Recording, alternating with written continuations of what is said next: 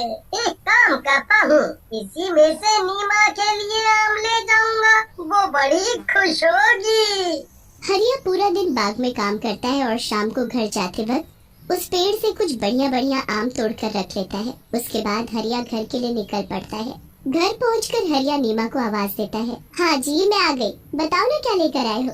तुम्हारे पसंदीदा आम। आम? सच्ची? हाँ सच। चलो जल्दी से ठेले से आम निकाल लो, फिर आराम से खाने के साथ खाएंगे।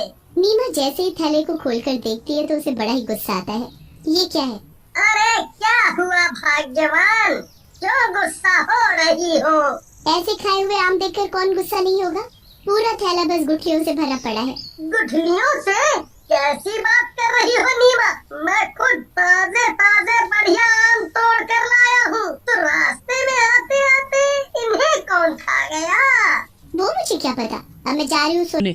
और दोबारा मेरे साथ ऐसा मजाक मत करना। हरिया को समझ ही नहीं आता कि आखिर थैले में रखे हुए आम गुठली कैसे बन गए। वो उस रात यही सोचते सोचते सो जाता है। अगले दिन जब वो सुबह उठकर फिर से अपने आम के बाग में जाता है, पूरा दिन वो बाग में काम करता है, फिर थककर उसी आम के पेड़ के नीचे चारपाई पर सो जाता है। पेड़ पर बैठी चुड़ैल गुस्से से हरिया को देखने लगती है। ये फिर आ गया मेरे आम लेने, ये चाहे कुछ भी कर ले पर मैं इसे बाग से एक भी आम नहीं ले जाने दूंगी। ये बाग मेरा है, बस मेरा।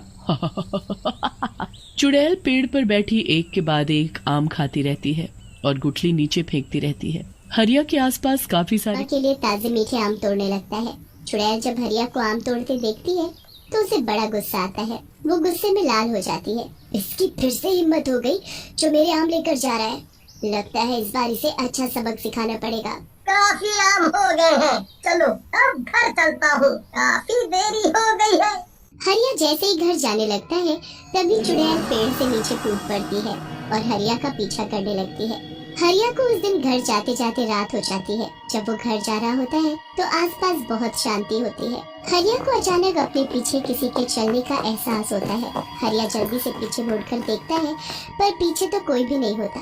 अजीब बात है, अभी कोई तो था जो मेरे पीछे चल रहा था, पर यहाँ तो कोई नहीं है। खैर मैं जल्दी घर पहुँचता हूँ। हरिया वापस घर की तरफ बढ़ने लगता है और फिर से उसे पीछे किसी के चलने का एहसास होता है। हरिया झट से पीछे देखता है तो वहाँ इस बार भी कोई नहीं होता। हरिया घबरा जाता है और जल्दी जल्दी चलने लगता है। जल्दी जल्दी चलने के चक्कर में हरिया के हाथ से उसका आम का ठेला गिर जाता है। हरिया उन आमों को जमीन से उठा ही रहा होता है कि अचानक उसके मुंह के आगे चुड़ैल आकर बैठ जाती है। जल्दी चलने के चक्कर में हरिया के हाथ से उसका आम का ठेला गिर जाता है। हरिया उन आमों को जमीन से उठा ही रहा होता है कि अचानक उसके मुंह के आगे चुड़ैल आकर बैठ जाती है। क्या हुआ हरिया, सारे आम गिर गए? चुड़ैल, बचाओ बचाओ। हरिया को कुछ समझ नहीं आता, वो तो सब आम ऐसे छोड़कर भाग लेता है। भाग गया बेचारा। इन आमों पर बस मेरा हक है, बस मेरा, इनको कोई नहीं खा सकता। चुड़ैल वही जमीन पर बैठ जाती है और एक एक आम उठाकर खाने लगती है। भागते भागते एक बार हरिया पीछे मुड़कर देखता है तो वो चुड़ैल आमों को ऐसे खा रही होती है जैसे कोई भूखा जानवर मांस खाता है। चुड़ैल बड़े मजे से आम खाने में लगी होती है और हरिया भागते भागते अपने घर पहुंचता है। वो बहुत ही बुरी तरह हाँफ रहा होता है।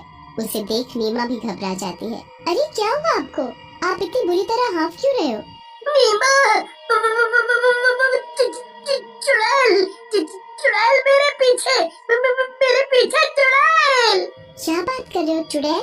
हाँ नीमा, मैं झूठ नहीं बोल रहा, मैंने उसे खुद अपनी इन आँखों से बिल्कुल करीब से देखा है। और पता है, भागते भागते जब मैंने उसे एक बार पीछे मुड़कर देखा तो वो ऐसे आम खा रही थी जैसे जन्मों से भूखी हो। आम चुड़ैल खा रही थी? मुझे तो अब शक हो रहा है कि कल जो आम आप लेकर आए थे वो कहीं चुड़ैल ने तो गायब नहीं कर दिए और उसमें गुठली भर दी। हाँ नीमा, तुम सही बोल रही हो, पर आखिर ये चुड़ैल हमारे पीछे क्यों पड़ गई है? ये हमसे चाहती क्या है? पता नहीं जी, ये तो वही जाने। खैर अभी हम सो जाते हैं, वही ठीक रहेगा। हरिया और नीमा दोनों सो जाते हैं। सुबह हरिया जल्दी उठ जाता है क्योंकि उसे आम लेकर मंडी पहुंचना होता है। नीमा, अरे ओ नीमा, रास्ते के लिए तुमने खाना बांध हाँ हाँ, मैंने सब रख दिया है। ठीक है, मैं पहले बाग में जा रहा हूँ, फिर आम तोड़कर उनको बाजार में शहर बेचने जाऊंगा। आते वक्त मुझे रात हो जाएगी तो तुम अपना ध्यान रखना। हरिया अपनी बैलगाड़ी लेकर बाग की तरफ चल पड़ता है। बाग में पहुंचकर वो पके पके आम तोड़कर टोकरी में भरने लगता है। देखते ही देखते काफी टोकरी भर जाते हैं। उसके बाद हरिया उस पेड़ के पास पहुंचता है जिस पर चुड़ैल रहती है। हरिया उस पेड़ से भी आम तोड़ना शुरू कर देता है। पेड़ में बैठी चुड़ैल हरिया को दिखाई नहीं देती, इसलिए वो बड़े ही मजे से आम तोड़ तोड़ कर टोकरी में भरने लगता है।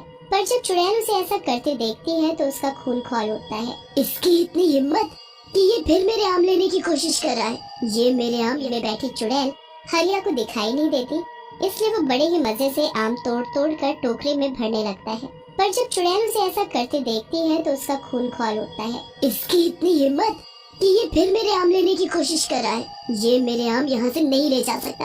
हरिया सारे टोकरे एक एक करके बैलगाड़ी में रखकर शहर के लिए निकल पड़ता है। चुड़ैल भी झट से उसकी बैलगाड़ी पर कूदकर बैठ जाती है।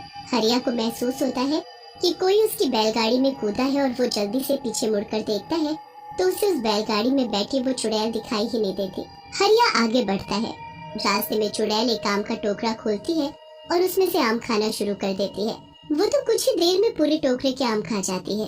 उसके बाद वो दूसरा टोकरा खोलती है और उसके भी आम खत्म कर देती है। धीरे धीरे वो चुड़ैल सारे टोकरों के आम खा जाती है और टोकरों को वापस ढक देती है। कुछ देर बाद हरिया शहर पहुंचता है और टोकरे मंडी में उतार कर आम बेचने लगता है। आम ले लो, आम ताजे रसीले मीठे आम, आओ आओ जल्दी आओ और सबसे बढ़िया आम खाओ। हरिया की आवाज सुनकर वहाँ कुछ लोग आम लेने आते हैं। अरे भाई, आम क्या भाव दिए? बस 120 रुपया किलो। बताओ कितने बांध दूं? पहले आम की शक्ल तो दिखाओ, तभी तो बताऊंगा। हाँ, अभी मैं टोकरे खोलता हूँ। हरिया जैसे ही ढके हुए टोकरे को खोलता है तो उसके होश उड़ जाते हैं। टोकरे में तो बस गुठली ही गुठली भरी होती है। दूसरी टोकरी खोलता है तो उसमें भी गुठली ही भरी होती है। हरिया सारी टोकरी खोलकर देखता है और सभी में बस गुठली भरी होती है। हरिया को समझ ही नहीं आता और वो निराश होकर घर वापस आता है और नीमा को सारी बात बताता है। ये हो ना हो उसी चुड़ैल का ही काम है, इसका कुछ करना पड़ेगा। मैं आज ही तांत्रिक के पास जाती हूँ। नीमा फिर एक तांत्रिक के पास जाकर उसको अपने साथ बाग में लेकर आती है। तांत्रिक को एहसास हो जाता है कि चुड़ैल किस पेड़ पर बैठी है। तांत्रिक अपने थैले से एक धागा निकालकर उस पेड़ को बांध देता है। ए तांत्रिक, ये तो क्या कर रहा है? ऐसा मत कर वरना मैं भी इस पेड़ से बच जाऊंगी। यही तो मुझे करना है। तूने बड़ा दुखी किया हुआ है। आखिर तू चाहती क्या है? मुझे आम बहुत पसंद है। एक दिन जब ये आदमी आम बेचने शहर जा रहा था तब मैंने इसकी बैलगाड़ी से आम खाया था और मैं इसके साथ ही यहाँ आ गई। अब इन सब आमों पर मेरा हक है। ऐसा बिल्कुल नहीं होगा, समझी? अब मैंने तुझे इस पेड़ से बांध दिया है। आज के बाद उस पेड़ से कहीं नहीं जा पाएगी। तुझे कितने आम खाने हैं तू खा सकती है, पर बस इसी पेड़ के। चुड़ैल गुस्से में चिल्लाती रह जाती है पर कुछ नहीं कर पाती। वो हमेशा के लिए उसी पेड़ पर बंध जाती है और उसी के आम का स्वाद ले पाती है।